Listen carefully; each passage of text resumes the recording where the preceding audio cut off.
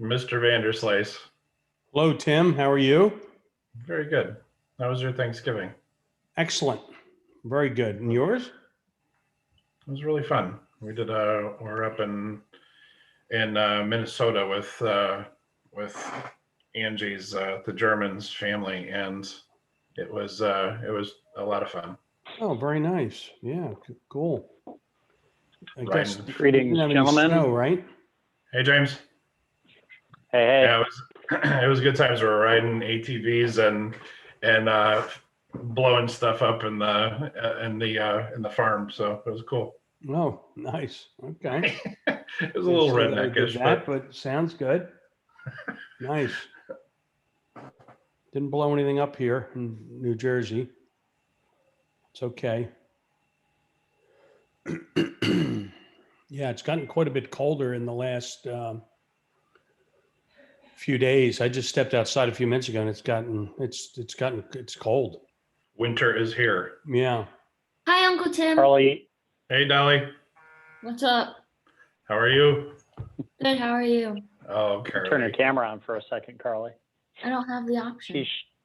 She's shadowing here until Nice. the end of January. So, It's pretty cool. I can't turn my camera on. It won't let me. all right. Wah, Well, wah, quick wah. say hi before I'm going to turn your talking off. Mm. How do I turn yours off, Jim? I can't do it. Well, yeah, that's the thing we want to do, right? Can I turn yours off and mute your Yeah. video and all? Carly, make sure you say hi to Mr. Vanderslice too. Hello, Mr. Vanderslice. Hello, Carly. How are you? I'm well, and you? Same. All right. Well, that's not bad. There you go. All right. Carly's for those listening, Carly is my youngest daughter. She is 19. I've been introducing her very differently every time she's attended something. I've been getting her age wrong intentionally. Sometimes I say she's 20, 17, 18, 16, anything but 19. She's actually 19. So there you Very go. good. That's a good, fun trick. Yeah. All right. We'll give it a few minutes before we get started here. We got people jumping in. I see some familiar names and some new names. Let me see if I recognize anybody.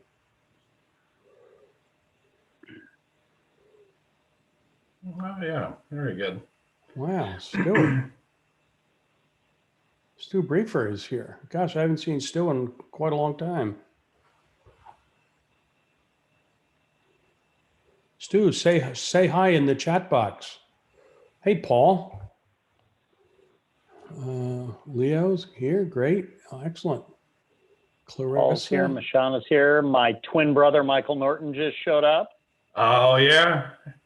The cue balls. Mm-hmm. Brain power there. Pushed all the hair out of the way.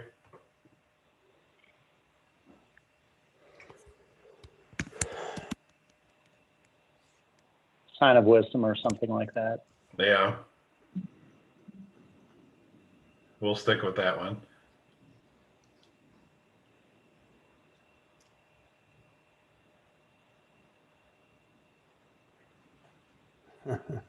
That's right. Hair is overrated, Tim. It's overrated. Michael Norton. Yeah. That's true. If you can pull off the no hair at all like you two handsome fellas, you're ahead of the game. There you go. And we'll give it another minute or so, and then we'll get started here.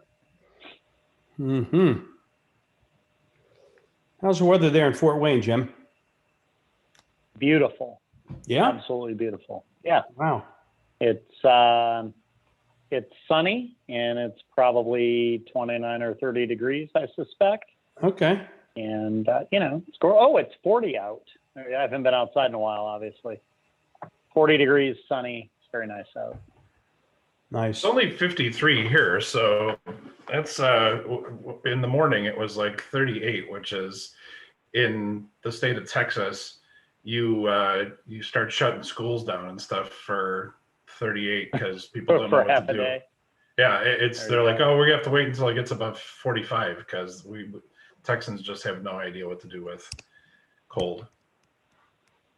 Perfect. All right. Well, it is 12:31. Let's go ahead and get this started. Thank you for taking time out of your Wednesday to attend another Grab and Go Growth Tactics webinar. My name is Jim Wilcox.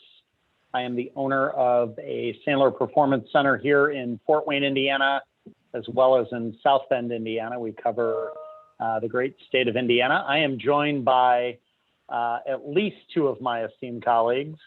And oh yeah, John and Tim are also here. So I see how it is. Tim, why don't I you see go ahead how and it is. introduce yourself? Oh boy, great. Well, Uh, I'm apparently one of the other esteemed colleagues. My name is Tim There Barry. you go.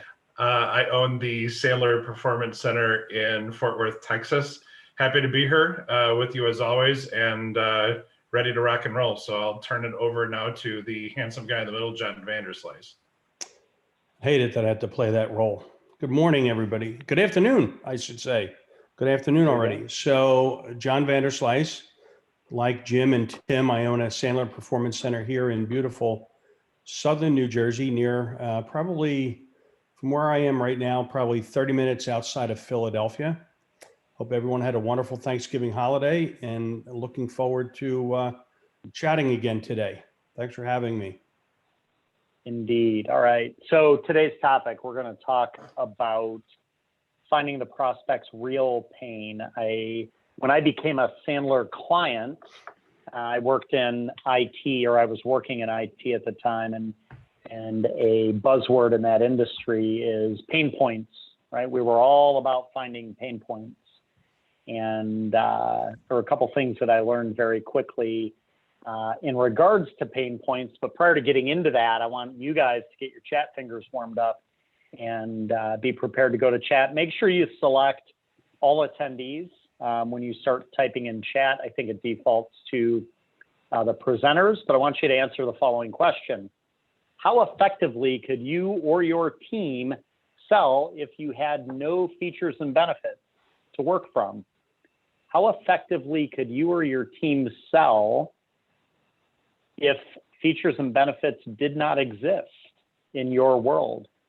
So throw that in the chat right now. I want to get that discussion going. I know that, you know, in a past life, I was a big feature benefit seller. Tim, you and I have known each other a long time. And I remember when you were selling Windows, you were all about the feature and benefit. Could you have sold Windows back in the day at Midway without features and benefits? Whew, you know, it's a great question, and honestly, the answer is now I could, but then no way. There was, you know, the challenge for me was to have different features and benefits from my competitors and convince them that ours were better. And so that was, if you took the features and benefits, the sizzle away from the features and benefits piece of my presentation 30 years ago, I would have been dead in the water. Yep. So let's see. Steve Phone says, great question, exceptionally. Stu, I can tell what I do without features and benefits. I would need to know about them so I know which services to offer. No one wants your features and benefits, says Rob, before they realize and feel their pain. Sell, not tell. I love it. So obviously some people that are very, very probably Sandler clients have an understanding of what we do. Here's some things that I've learned in my background that some people here may not know. Once upon a time, I was an emergency room nurse and worked a very fun job taking care of patients in the emergency room. But occasionally I would have to step out to triage. And we had a rule in triage, and that rule was the problem the patient brings you is never the real problem, ever. People would show up and say, I need to be seen because I have a headache. Well, that headache was never the real problem. It was probably something along the lines of something they took, something they didn't take. It was day 5 of a 3-day bender. It could have been any number of things, right? Something new was introduced to their environment. Any number of things that could have led to that headache or that stomach ache, or whatever the chief complaint was. This has a business implication. In fact, we have a rule in Sandler that is very similar. And it says the problem the prospect brings you is never the real problem. John, Tim, why don't we break this down a little bit? What does this mean from your perspective? Well, I want to step back for a second. So Yeah. our question was maybe a tiny bit tricky because I think we all have features and benefits. The trick is that those features and benefits don't apply to everyone. And it's not so much that we wouldn't have features and benefits. We don't want to sell features and benefits based on what we think they are. And I think Stu mentioned that. But I think when we say the problem the prospect brings you is never the real problem, sticking with your metaphor, walking into the emergency room, I had the benefit of having a kidney stone about a month and a half ago. Went to the emergency room and said, I'm in pain. I was literally screaming in pain. Well, they still took my vital signs, still took me back, still did a complete analysis before they decided what medication to give me. And I think you're right. I mean, prospects come to us all the time with things like, I can't seem to close business. We're just not growing, or you're a professional service firm and they say, look, I just need a new accountant, or I need a new wealth advisor. That's not the problem. It's the indication that there's a problem. And I think salespeople that are not well trained and well versed have a tendency, because it's the way many of us were taught early on, that all we need is an indicator, and then all of a sudden we can come forth with what we feel our solution is. Absolutely. And I think that's part of the problem, right? That most salespeople, and it's not necessarily their fault, as you indicate, we were taught this, but most sales professionals listen for that moment where they can insert what they want to talk about or what their solution is. We tend to be focused on the problem and how do we solve the problem, right? And I think that goes, John, what you were saying goes along with the Stephen Covey quote that's on the screen right now. Most people do not listen with the intent to understand. They listen with the intent to reply, right? I'm going to just simply reply. So if you tell me, gosh, I'm in pain, right? If I'm a sales guy working in the ER, so imagine that scenario, right? Then I'm likely to say, oh, I know what your problem is. Let me give you the solution. And instead, to your example, they follow a very methodical process, even when it's obvious. So having taken care of many patients with a kidney stone, the symptoms of a kidney stone are fairly obvious, right? And it doesn't take a rocket scientist per se to figure out this is likely a kidney stone, but we still go through the same methodical process so that we can be certain of our assessment before we prescribe, right? Diagnosis comes before prescription.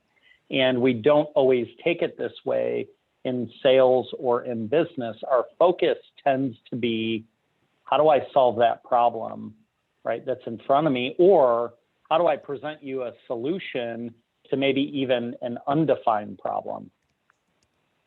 Any further thoughts on this?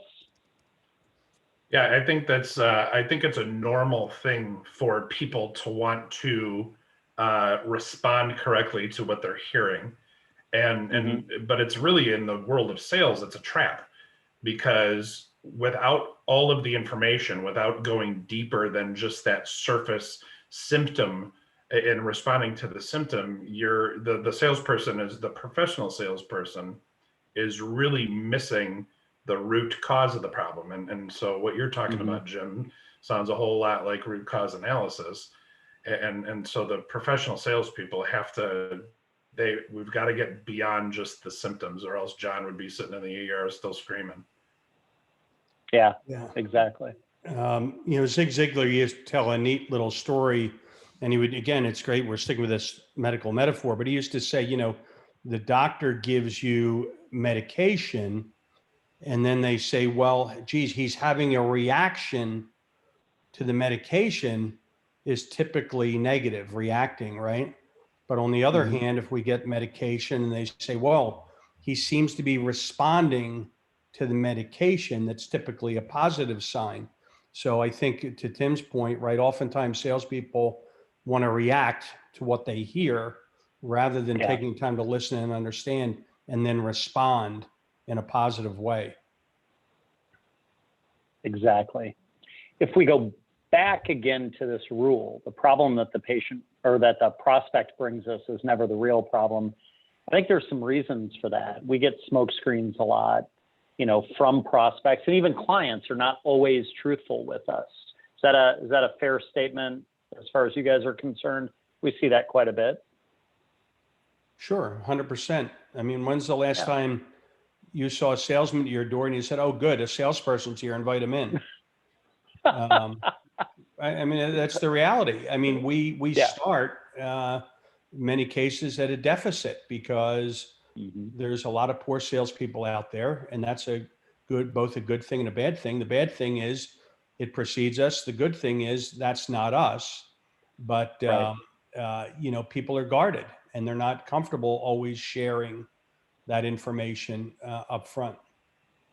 Yeah, and I think that, speaking of the deficit, right? If I, as the prospect, are not quite telling you the truth because I'm either a bad salesperson or because you're a bad salesperson, or I don't know you, I don't trust you, and you as a sales professional are only listening to find that moment to insert a reply, we're not even on the same planet together, right? You're doing one thing, I'm doing one thing completely different, and I think that is what we've got to disrupt, right? And that's what we want to talk about here a little bit in terms of, how do we go out and do this?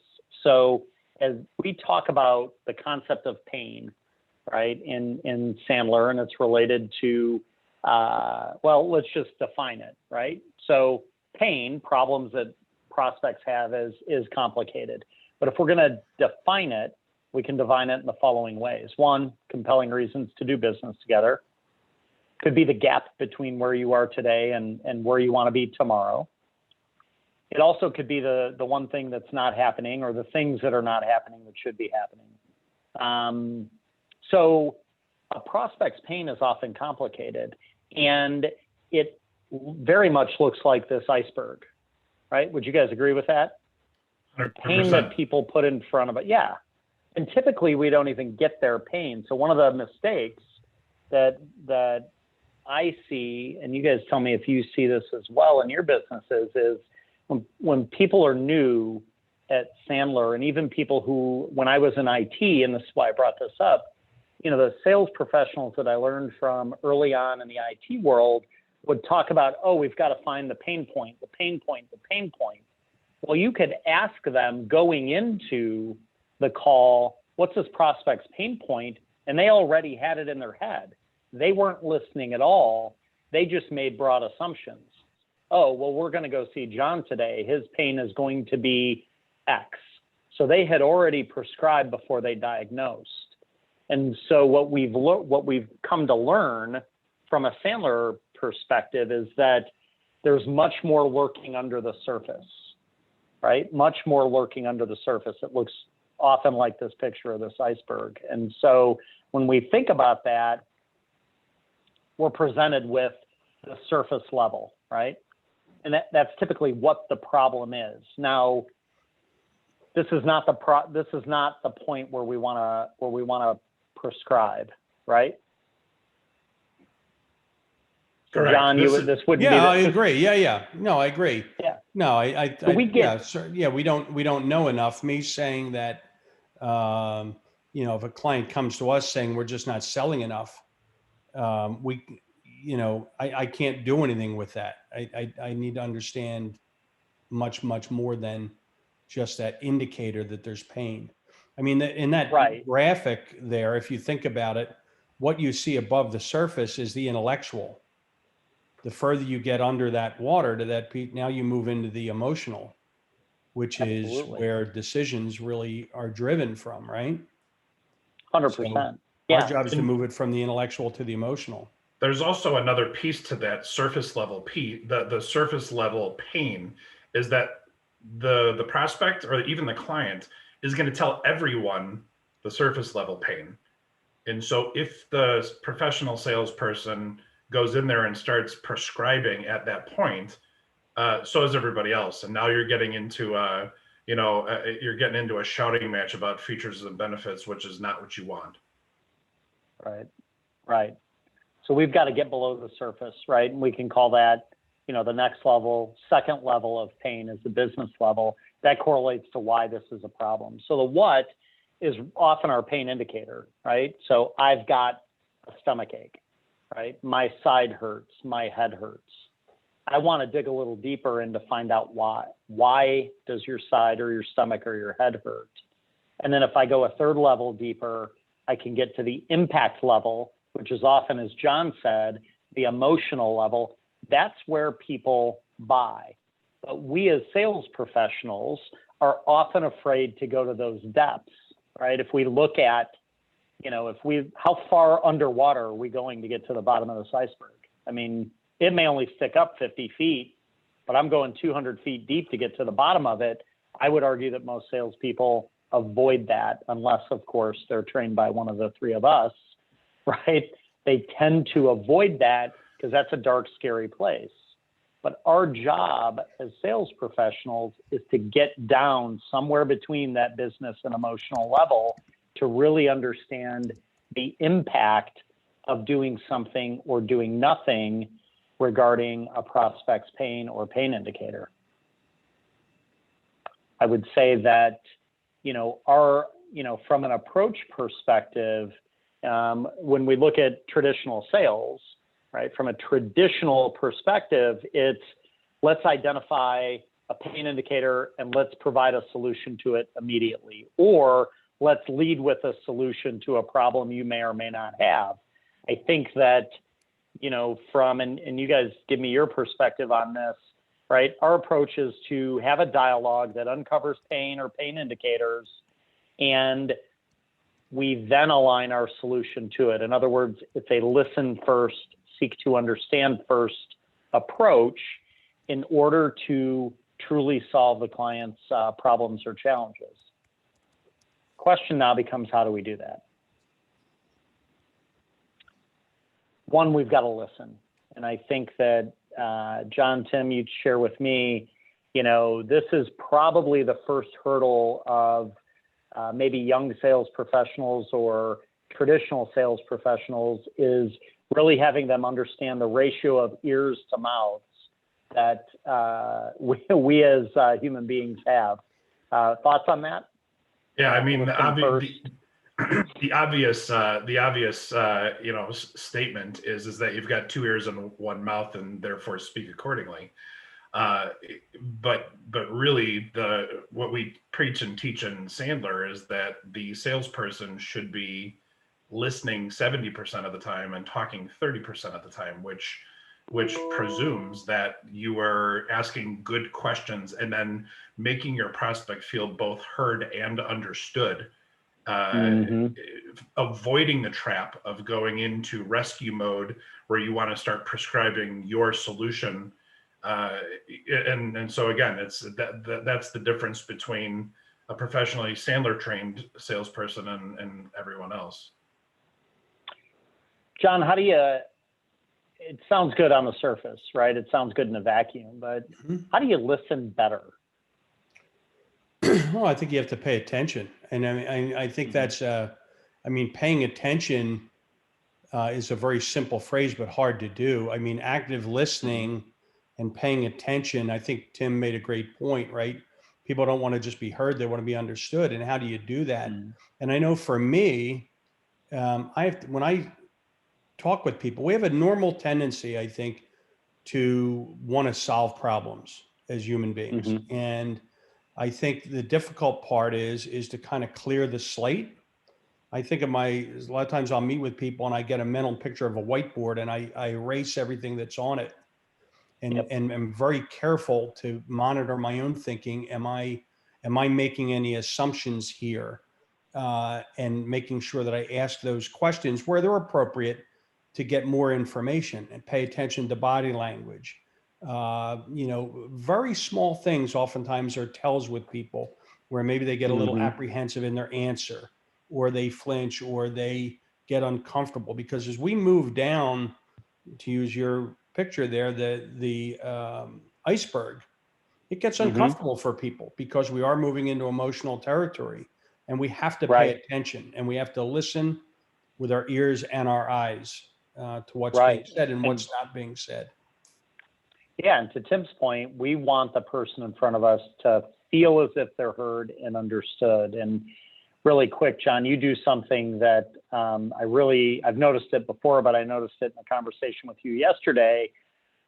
When you are really listening, you will often say, hey, let's repeat that, right? Can you repeat that? And then you'll speak it out loud, so that you make sure that my words are flowing to you and that you're understanding them. And I think that's a great quality of someone who listens really well.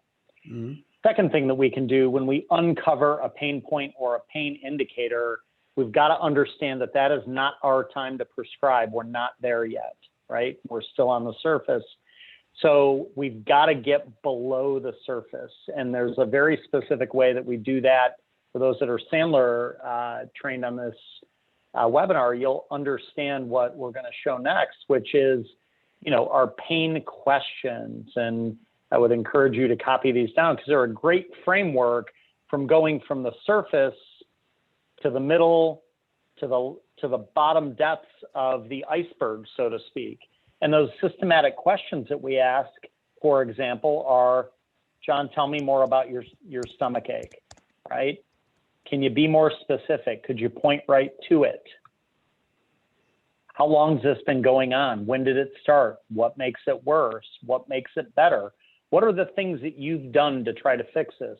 By the way, the same pain funnel questions that we talk about in Sandler are almost identical to the questions I would use in triage when I was working out there, right? To do that root cause analysis that Tim talked about.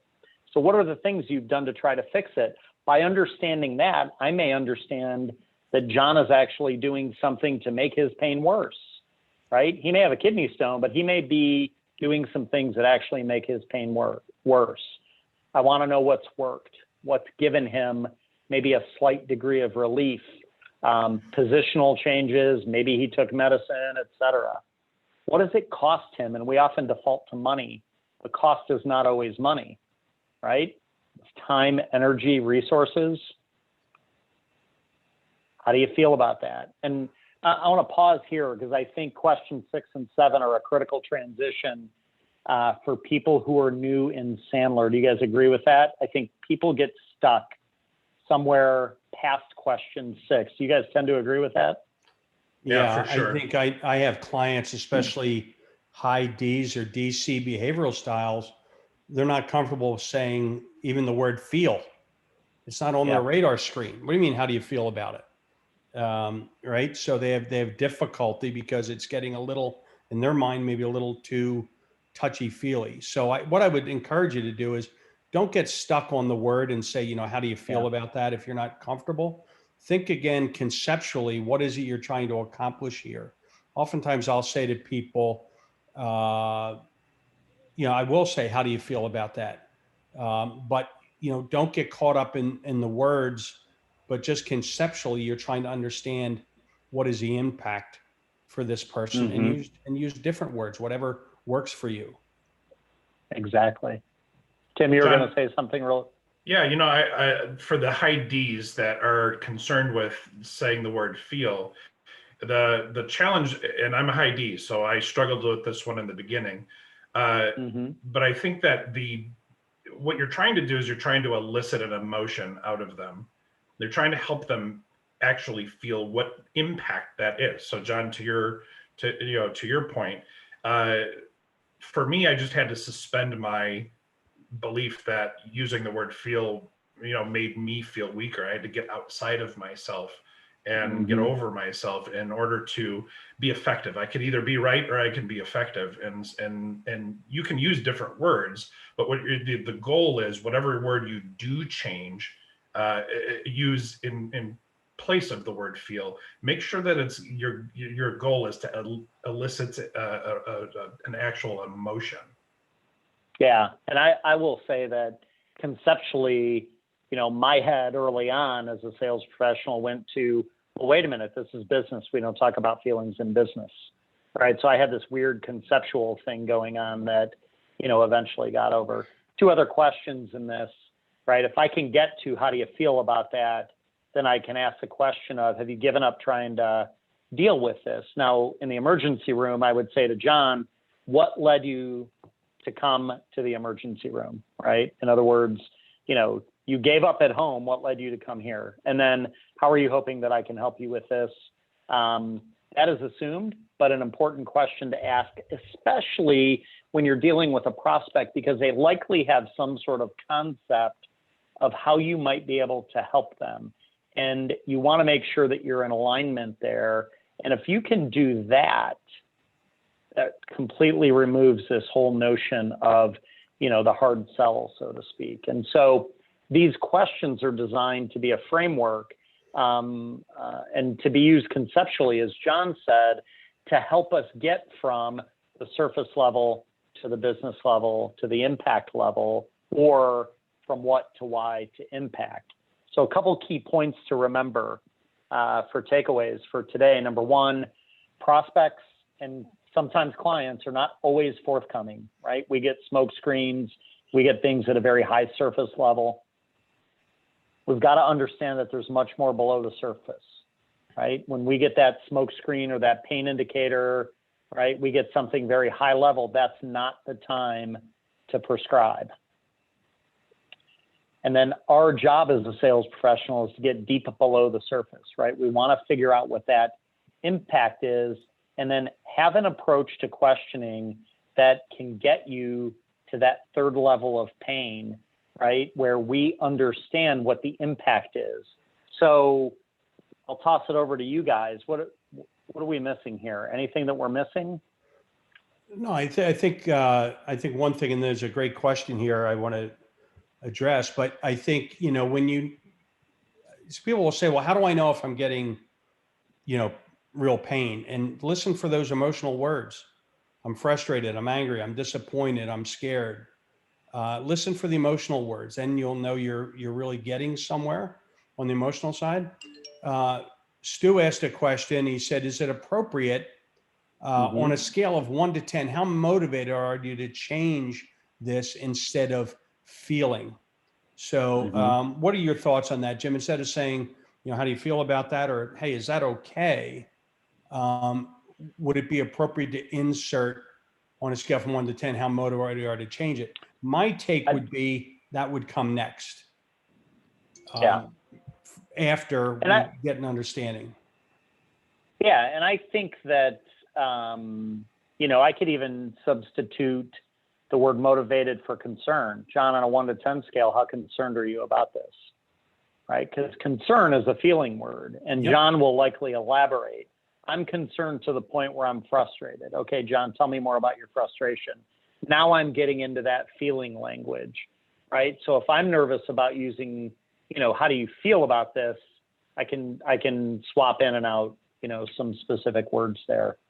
So there's a lot to unpack on this topic. We just touched the surface of it, no pun intended, today. If we can help you on this, reach out. This easily is a 4 or 5 part series. Wouldn't you guys agree? I mean, we could talk 4 or 5 or more directions on this. So we're just touching the surface. Hopefully we gave you a little something to take away today. And if there's a way that we can be of assistance to you, if we can serve you, reach out to me in Indiana. John, you're in southern New Jersey. That's very different, I understand, than northern New Jersey. Quite a bit. Yep. And Tim is out in Texas. So appreciate you guys spending some time with us today. And we'll see you next week on our next Grab and Go growth sessions. By the way, if you go to our websites. We do have recording links to past episodes if you want to check them out. You can check out our websites, which are Listed below. which are not what's that? They're not listed below. Oh, it's They're not? Oh, you're listed right. They're below. not. Yeah, you can't just go to Let's see here. Sandler.com. No, Darn. you'll have. You know what? We'll get our websites up there. So, Yep. Yeah. all right, good stuff, gentlemen. All right. Thanks, team. We will. All right. Be well, everybody. Stay safe. Keep warm. Thank you, All right, Jimmy. take Thanks, care. Tim. Yep, we'll see you. Bye. Good seeing